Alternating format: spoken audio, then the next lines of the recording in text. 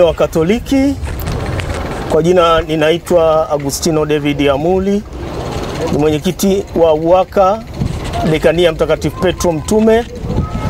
Basi kwa siku ya leo, kama ilivyo ada, ni kwa miaka mitatu mfululizo, ikiwa mwaka huu ni mwaka wa 3 toka tumeanzisha safari hii ya matembezi ya msalaba ya kidekania, ambapo dekania yetu imeundwa na parokia 7: parokia ya Makole, parokia ya Swaswa, parokia ya Nzuguni, parokia ya Kisasa, parokia ya Dodoma Makulu, parokia ya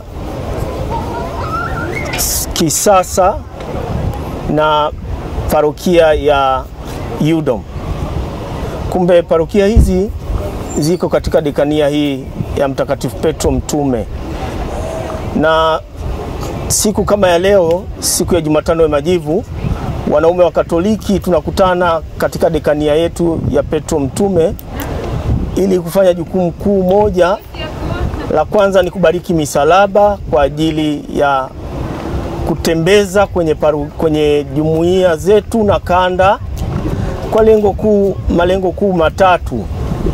Lengo la kwanza ni kuwaunganisha wanaume wa Katoliki ili watambue wajibu wao wa ubaba, kama inavyoeleza kwenye salamu yetu: mwanaume Katoliki ni nguzo imara katika hekalu la Bwana. Basi tunahimizwa kweli tuwe nguzo kwa familia zetu, tuwe nguzo kwa kanisa, lakini tuwe nguzo kwenye jamii ambayo inatuzunguka.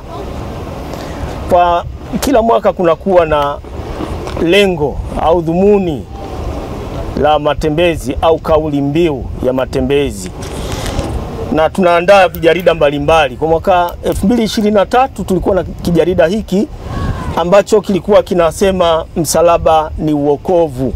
Kumbe hii ndio ilikuwa kauli mbiu ya mwaka 2023.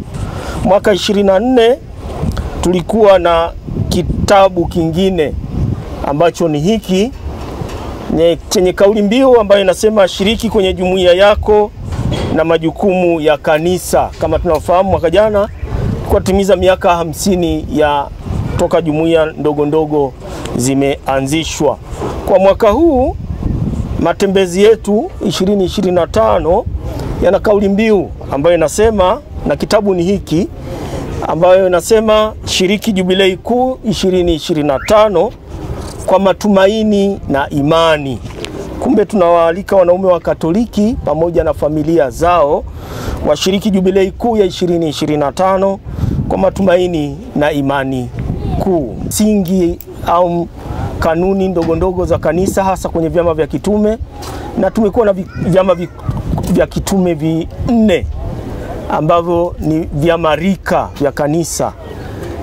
Kwa mfano au kwa msingi hasa tuna chama cha UWAKA, utume wa UWAKA, lakini tuna utume wa wakina mama, wanawake wa Katoliki, WAWATA, tuna vijana VIWAWA, vijana wafanyakazi wa Katoliki, na tuna utoto mtakatifu.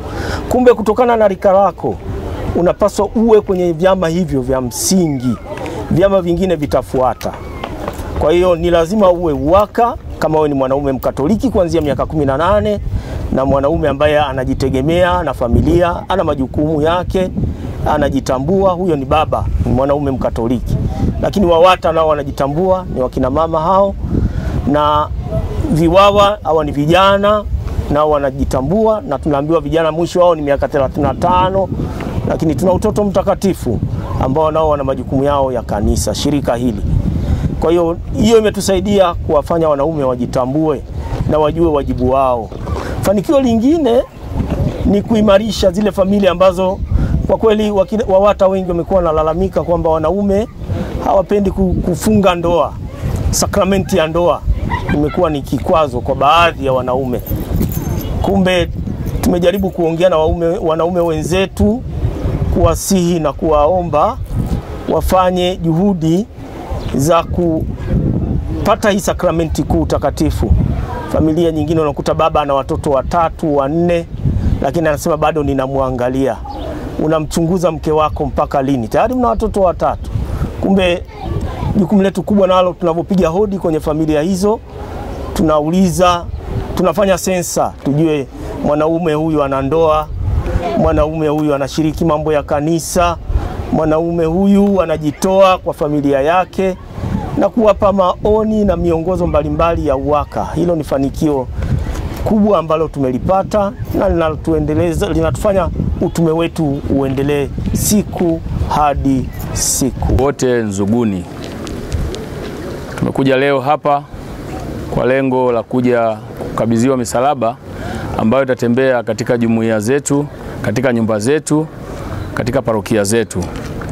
Lengo la misalaba hii ni kuwaamsha wanaume ili kusudi waweze kutambua wajibu wao. Mungu wakati anaumba ulimwengu huu aliumba mwanadamu, aliumba mwanamke, mwanaume, lakini mtu wa kwanza kuumbwa alikuwa ni mwanaume. Na Mungu baada ya kumuumba mwanaume alimkabidhi ulimwengu huu ili kusudi autunze. Yaani awe mbadala wa Mungu katika kuhakikisha kwamba ulimwengu huu unaendelea, unakuwa kama vile Mungu anavyopenda. Lakini baadaye, baada ya kuona kwamba mwanaume huyu yuko peke yake, Mungu ndo alimfanyia msaidizi ambaye alikuja awe msaidizi wake, ambaye ni Eva. Tukiangalia wanaume wengi tumekuwa wavivu kwenye masuala ya Mungu, wakati kumbe Mungu alitupa dhamana kubwa ya kuhakikisha ulimwengu huu unakuwa chini yetu na tunautunza. Kwa hiyo lengo kubwa la kuchukua hii misalaba na kupita katika nyumba zetu ni kuhakikisha kwamba tunawaamsha wanaume watambua wajibu wao, kwamba wana dhamana kubwa mbele ya Mungu. Mungu aliwakasimisha wao ulimwengu huu ili kusudi wautunze. Sasa wanapokuwa nje au wanapokuwa mbali na mambo yanayomhusu Mungu, wanaupoteza ulimwengu. Na shetani siku zote amekuwa anacheza na wanaume tu. Kwa hiyo atawapeleka baa, watakaa kwenye vijiwe, watakwenda kucheza mambo ya michezo labda game hizi, lakini pia kwenye mipira, ili kusudi tu wasahau masuala ya Mungu. Kwa hiyo lengo kubwa la shughuli hii ambayo tunaifanya leo ni kuamsha wanaume watambue wajibu wao na kwamba wana dhamana kubwa mbele ya Mwenyezi Mungu katika kuhakikisha ulimwengu huu unakuwa ni mahali salama, Mungu anatukuzwa nasi wanadamu tunatakatifuzwa.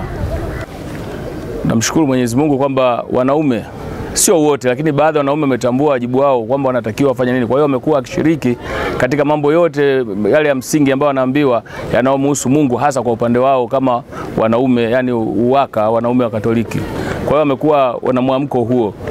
Na katika michango mbalimbali, kwa sababu Baba Askofu Mkuu ametupa jukumu UWAKA la kuhakikisha tunalea kile kituo cha malezi cha mioji tunakisimamia sisi. Kwa hiyo kunakuwa na majitoleo mbalimbali ambayo yanahitajika. Wanaume hao wamekuwa sasa hivi wanafanya vizuri, ukitofautisha na mwanzo ambapo tulikuwa tunaanza ilikuwa ni shida kupata majitoleo kutoka kwao, lakini sasa hivi ni kitu ambacho kinaonekana ni kitu cha kawaida. Katika miaka yote tunapofanya, hasa mwaka jana tuliweza kuvunja rekodi ya kuchangia katika dekania yetu kuliko dekania nyingine zote, kwa sababu lengo tulilowekewa tulilivuka na tukachangia zaidi ya lile lengo tulilowekewa. Hili inaonyesha ni jinsi gani ambavyo wanaume katika hili swala wanalofanya wanapata mwamko wa kujua masuala yanayowahusu kwa upande wa Mwenyezi Mungu. Kwa majina naitwa Dionizi Cosmas Kayuri, ni mwenyekiti wa UWAKA parokia ya Kisasa na ni mweka hazina wa dekania ya Petro Mtume Swaswa. Ni mara kwa mara tunatumia kipindi hiki cha Kwaresima kwa ajili ya kuwahamasisha hasa wanaume Katoliki, na ndio maana tumeamua kufanya hivi ili tutembee na msalaba kila nyumba, ili kuamsha wanaume Katoliki ambao kidogo wamekuwa wazito kutoka mpaka kwenye jumuiya, ambayo imekuwa ni kama tatizo kwa kila jumuiya.